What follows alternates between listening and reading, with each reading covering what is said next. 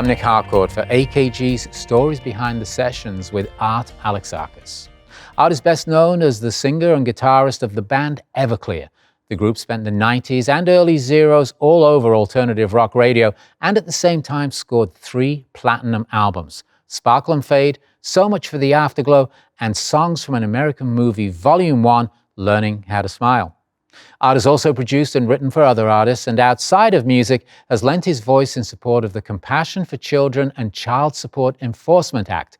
He's also been involved in drug awareness programs and helped organize events for military families who lost loved ones in conflicts. Great to see you, Art. Good to see you. Thanks How so are much. you, brother? I'm good. Thank you. Good to see you. Looking good. So we're going to talk about Everclear, and we're going to talk about Everclear Records, but maybe we could sort of go back a little bit and talk a bit about your lyrics and where they come from. Okay. You've always written about your life. You know, there's a misconception there. By the way, thank you for having me. This is wonderful to see you. My absolute again. pleasure to see you. A lot of people don't know. We go back a ways. We do. You know, there's a misconception that because I write from the first person, that all my songs are autobiographical. They're not. I'd say about a third of them are. Of course, Father of Mine, you know, I'll Buy You a New Life. Those are, but another third are songs that I take different things from my life or things I read about or hear about, and I create composite characters. And then another third of the songs I'd say are I just make them up. What about the music you were listening to as a kid? What was the first music that you bought? First music that I bought with my own money, probably Led Zeppelin 4. Yeah. But my mom would buy stuff. I would buy singles. Before I bought albums, I bought singles in the 70s. Sure. You know, I listened to a lot of AM radio. And so I always, growing up in a primarily African-American neighborhood, I grew up with a lot of funk and R&B, but at the same time, a lot of hard rock and a lot of pop music. So I'm very grateful for growing up when I did and for being the baby of 5 kids because everybody had their own thing, you know? My mom was into country music. She's from the Deep South. My dad was into Sinatra and crooners. My oldest sister was into Tama Motown. My oldest brother was into a lot of rock and acid rock and hard rock. And my middle sister was into the Joni Mitchell, Neil Young, kind of California acoustic sound. And then my youngest sister, who was 5 years older than me, was into what was called, and you'll remember this, bubblegum, bubblegum pop. Yeah. Which were some great songs. And I grew up with all of it, and I loved it all. And I just, to this day, I just love great songs and great rock and roll, and I love storytelling. So that's why a lot of my songs are from the first person, I think. You ended up moving up to San Francisco, right? Yeah. My girlfriend at the time, who was from Portland, Oregon, got pregnant. And we decided to move to Portland. I decided I was going to do one more band. And because I was 30. Because at that time, 30 was old. Past it. It's just ancient. A funny side note, when we eventually signed to Capitol Records, I had the president of Capitol Records at the time, Gary Gersh. Hi, Gary. Tell me, publicity wants you to say you're 24, 25. I'm like, no. I'm not. I'm good enough at making myself look like a jerk. I don't need your help to do it. Right. No, it's not going to happen. So, but yeah, so I was 30, had a baby on the way. We're on welfare, living in Portland. I'm doing temp jobs and trying to get gigs at night. And I got an offer. I was actually digging out a garden for a friend of my wife's, her boss. And the guy across the fence, I saw these hipster-looking dudes going in and out of this basement. And I thought for sure it was a drug deal, right? You know, because at this point I'm clean and sober 2.5 years. I see the guy and he goes, hey, aren't you in that band, Evergleam? And I go, no, Everclear. He goes, oh, yeah. And I go, he goes, hey, you want to see my studio? I go, is that what's going on over there? And I went and looked at his studio, and he had some really good mics. He had some 414s and, you know, egg crates on the wall and stuff. But it sounded pretty good. And I go, how much are you charging? He goes, $10 an hour. I go, would you take some trade? I got old MIDI verb. Right. I don't know if you remember MIDI verbs. Sure. And So you're basically bartering. I bartered. For your. I got $400 worth of trade for it. So you got 40 hours in the studio. Yeah. I wanted to see what I had. I wanted to see what it sounded like on tape. And because if it wasn't great, I didn't want to waste time with it. I wanted to like move on to the next thing because I knew this was going to be my last band. And I had an amplifier, an old Fender amplifier that needed new tubes, but I couldn't afford new tubes. So it kept feeding back after like it'd be on for 2 minutes and like blue sparks were shooting out of the back of it. And we'd have to cool it off. And the guy that owned the studio would bring down a bag of ice and put it on top of it, which is a really bad move when you think No about shit. it. But at the time, Let's just put some frozen water on top of this piece of electrical equipment. Yeah, you think? But it worked. It cooled it off. We'd wait, and I'd do another take. Yeah. You know, but there's so much feedback on that. What was the demo tape? Really to see if this band had, if there was anything in the mix. You know, if there was anything there. And I listened to it, and there was. But there's feedback all over it. So when it came time to name it, I named it World of Noise. It's just full of noise. So that record made a little bit of noise. It did. You know, it did around town. We signed, it was a demo tape, and I sent it. It's funny. I sent it to South by Southwest. And South by Southwest actually called me and said, this is so good that we found 2 showcases for you, but you have to commit to it, and it's in 4 weeks. And we didn't have any money, but I borrowed money from friends, parents, and this and that. And before we left town, I went and had a bunch of tapes made and promo pictures and stuff and put them in packs. And we put them in the mailbox as we're driving out of town to tour. And I booked about 5 shows there. On the way to Texas. Yeah, to Texas, and 2 shows back. Right. And on the way back, you know, no one in Portland had cell phones except for probably drug dealers, right? Rich people.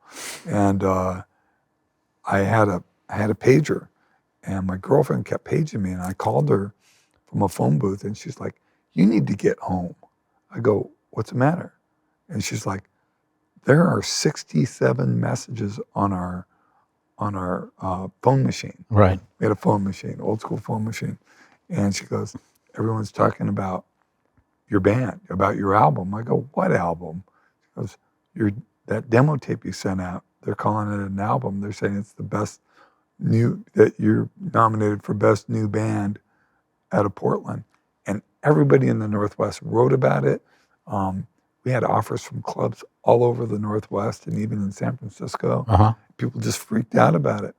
And we became like the band, like if a national came to town, we opened up for them. We opened up for all sorts of bands. So 1994 comes along, and you've made enough noise for the major record labels to be sniffing around. Did you want that? Was that part of the plan? Let's get a big record deal? Yeah, I wanted to make a living. I had a baby at home at this point.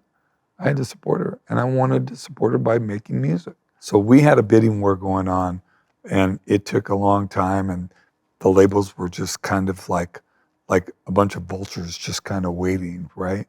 And then one jumped and made an offer, and then 27 other labels made an offer. And back in the day, this is before the internet, managers would just take offers from labels and fax them to everybody else, and then they would send back better deals. So everybody knew what was on the table. Exactly, and that was what was called the bidding war, right? And it would just go up and up and up and up. And my guy did this for a little bit, and I'm like, I don't want to get into this. Bidding war bands never do well. The expectations are too high. I was old enough to have seen friends of mine make mistakes, and I wanted to learn. I wanted to learn from it. So basically, I decided to send out a fax to all the labels saying we want all these different things, how much money we wanted, how many firm records, blah, blah, blah, mechanicals. And they're all like, yeah, this kid knows what he's talking about. That's cool. And I'm like, oh yeah, by the way. And I sent another fax. I want 100% total creative control. And I produced my own albums. And poof, about all the deals went away. About 80% of the deals went away. There was still about 8 labels left. And I'm like, I wanted that creative control of making the record, producing it where I wanted to. I wanted to get somewhere small out of LA to be away from the label and also away from distractions, like family and stuff like that. So we went to Smart Studios and I brought a punk rock engineer with me. And we made our record Sparkle and Fade in the summer of 1994. So Spark Studios is in Madison, Wisconsin. It is Smart Studios. And it's Butch Vig's studio. Right. Now, you and I were talking last night about this interview. About Butch. And you told me that at the same time as he was making your record, he was messing around with his own project. He wasn't making my record. He was upstairs making his record. I was making the record downstairs in the big room with an outside engineer. But he would listen to the tapes, and he was a fan of what we were doing. And every night, like I told you last night, every night after I'd send all the guys home, and I'd start listening down to tapes, what we did for the day, and making notes and stuff like that, like a producer. Butch would be upstairs, and I'd go upstairs, and he smoked cigars. I'd never smoked cigars. I started smoking cigars. And listening to what he was doing with his project, that was this project that he was working with a female singer out of Scotland that had been in a cool band, but no one really knew, and he had never met. They had never met Shirley, and it ended up being garbage. And I would listen to his tapes, what he would do for the day, and we just kind of hung out and got to know each other as producers, really. It's interesting that you were both making records that were to define both of your careers at the same time. Yeah. But at the time, you don't think like that. You think like, wow, am I making a good record? What do you think of this song? It's great, man. I love her voice. I love the guitars. I love the way they were using loops and some automation, some almost like ministry type stuff, you know, but in a more pop sense. I thought it was really cool. Yeah, they definitely created something that was different and new for that moment in time. And he liked the fact that I was a singer-songwriter with a big hard rock band, That's how he defined us, and I think it's true. So where were you then as you were contemplating your next move? Because there was another album, because that's what happens once you get a record deal. There's a cycle. They're like, that was great. What do you got next? Yeah. And you did So Much for the Afterglow was the next record. Right. Well, in fall of '96, we went in the studio in LA, big LA studio, A&M Records, Studio A, and we went in to make our follow-up record to Sparkle and Fade, which at the time had the working title of Pure White Evil.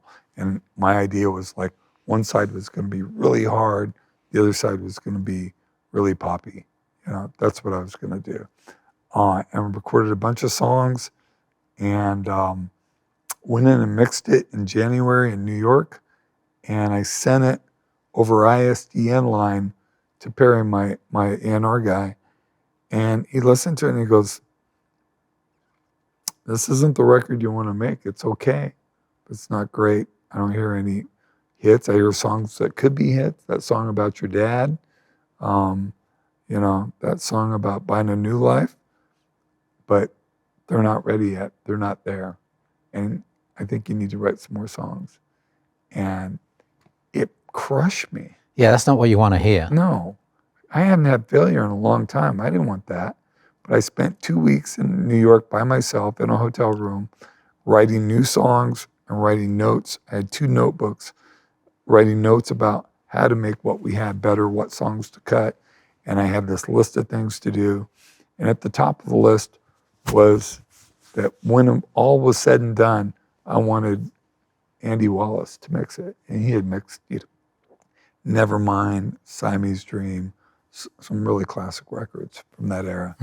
And we went back I came back to LA and we worked in the studio, like various studios, recording new tracks, putting new tracks on older songs. I wanted a bell sound for the intro for I'll Buy You a New Life, and the closest we could come is like a kid's, one of those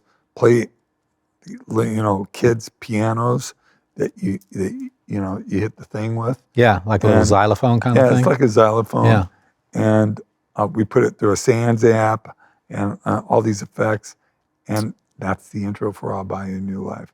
And we just experimented, and I would stay up till like 2 or 3 in the morning in the studio, just trying things and making my engineers crazy. And it just, by the end of June, it was mixed, turned it into the label, and I had renamed it after one of the new songs. It had become the first song on the record, called So Much for the Afterglow. And right before I turned that mix in, I was like, it needs an intro. I want to do like a Brian Wilson Beach Boys intro. And we spent a whole day singing this thing I had written out. And that sounded like an old Beach Boys song. And this is before Pro Tools, so there was no tuning. You had to hit it right. So it took all day. We had like 35 vocals in there. Right, and if you're cutting anything, it's tape. Yeah. Right. Exactly. Yeah. And once we turned that in and gave it to the label, it started slowly, but the first single off it, Everything to Everyone, was our first #1 at Alternative. Even Santa Monica got to 2, never got to 1. But it stayed in the top 3 for about 4 months. So were you feeling any pressure at that time when it was time to go back into the studio? Because your next project, Songs from an American Movie Volume 1, and there was a Volume 2. Right. You're coming off a huge album. Any pressure? I did, but it was a different kind of pressure. We were already having problems in the band because of like going from here to here so quick. I had decided that my next record was going to be a solo record. And I told Capitol that I'm going to do a solo record. If you don't want to put it out, I'll find a label. They're like, no, we're going to put out your record. That's fine. Here's a budget. Go make a record. So I made a record, and it was different. It was more, it had more R&B influences, some country influences, a lot of pop influences, and it's so thematic that it was almost a concept record in a way. And I played it for my A&R guy and my manager, and then all of a sudden, out of nowhere, like it was like a Tuesday afternoon, I get a knock on my front door, and I'm like to my wife, "Are you expecting anybody?" She's like, "No." I go to the door, and it's my manager, my A&R guy, Craig, my bass player, Greg, my drummer, and they're like, "Can we come in and talk to you?" I'm like, "Okay." I'm like, "What, are you going to fire me or something?" And they're like, "No, we really want this to be an Everclear record. It's phenomenal, and we want this to be an Everclear record." And I go, "No, I don't want to do an Everclear record. This doesn't sound like an Everclear record." They're like, "We can make it sound like an Everclear record. We're begging you. Can you make this an Everclear record?" And I'm like, "Okay." Yes. So we went back and put more guitars on it. I wrote a couple more songs. The last song I wrote for it was a song called Wonderful. And that became one of our biggest hits ever, if not our biggest hit. I mean, because it crossed the pop. Talk about being in the right place at the right time, I guess. I mean, you've made this record. Right. You're ready to put it out under your own name. And then a couple of people start talking to you and saying, well, can we make it an Everclear record? No. But then you decide to, and in that process, you wrote the song that ended up becoming Wonderful, and as you said, probably the biggest song of Everclear's career, really. Yeah, arguably. That Father of Mine, Santa Monica. Sure. Well, don't get me wrong. I know there's a couple of handfuls of hits. Yeah. But Wonderful was one that just sort of took on a life of its own. It went to pop radio, which is a whole different world. Yeah. And it was like, it. What do you think it was about that song that people connected to? I think, I wrote that song because I went through a divorce with my oldest daughter's mom, and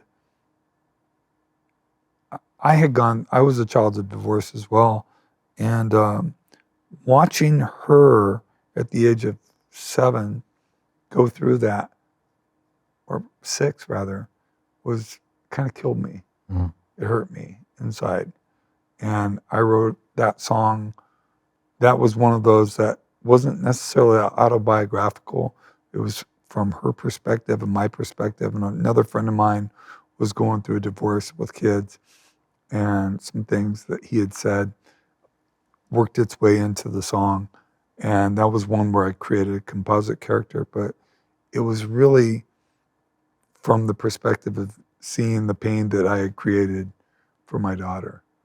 And I think a lot of people who come from what people like to call broken homes, and they really glommed onto it, and it really connected with a huge amount of people, as did Father of Mine, but I think in a bigger way. How much has the legacy of those records played into giving you this opportunity to continue to make records and tour as Everclear?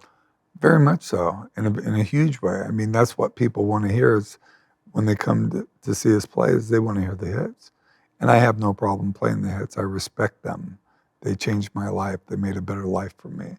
I'm a kid that grew up in a housing project, and to have the life that I've had, from, the closest thing, the magic that I've ever seen is in the creative world, where people create something, whether you write a book or a story or a movie or a screenplay or a song or a record, and you create something out of nothing, and it turns into a resource.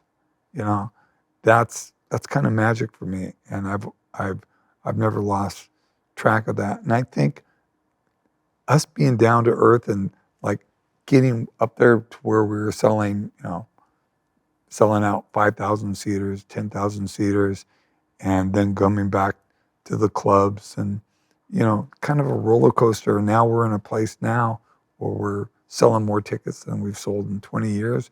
Got a song on the radio for the first time in decades. I think it comes down to the fact that we never lost sight of who we were, and we never took anything for granted. So where are you and Everclear at this moment, and what does the future look like? Well, as you know, we put out a live record back in September called Live at the Whiskey A Go-Go. We recorded it at the end of our 30th anniversary tour last year at the Whiskey here in LA. And we, a lot of times, and we had never really done a proper live album before. And usually when you record a live album, you record 4 or 5 different shows, and you take the best versions. And this was going to be a 1-show deal. And thank God it sounded pretty good. And recorded and mixed it with Jim Kaufman, who's my good friend and just an amazing engineer producer, and he co-produced it with me. And it came out great. So you got 15 tracks, live tracks from that show from December 1st, 2022. And we put 2 new songs that we recorded, a song called Year of the Tiger, and a song called Sing Away, which you've played, actually. Yeah. On your radio station. And that's the song that's getting played across the country right now. Some on college radio stations, public radio, some in some heritage rock, some alternative rock. So it's not going to be burning up the charts, but just the fact that a new song of ours is getting back played on the radio. How cool is that? And 2024 is looking and I'm good. in my 60s. But you're also booked out for 2024. Well, it's looking good. We've got a tour booked later in the year, and a lot of shows coming up. I'm doing a solo tour in February in Australia, and might do a solo tour here next year. I'm not sure, but one thing I'm doing that's different is I've gotten offers to write a memoir, and I'm going to start working on that next year. It's great talking to you, Al. Great talking to you, man. So Thank good you to see so you. much.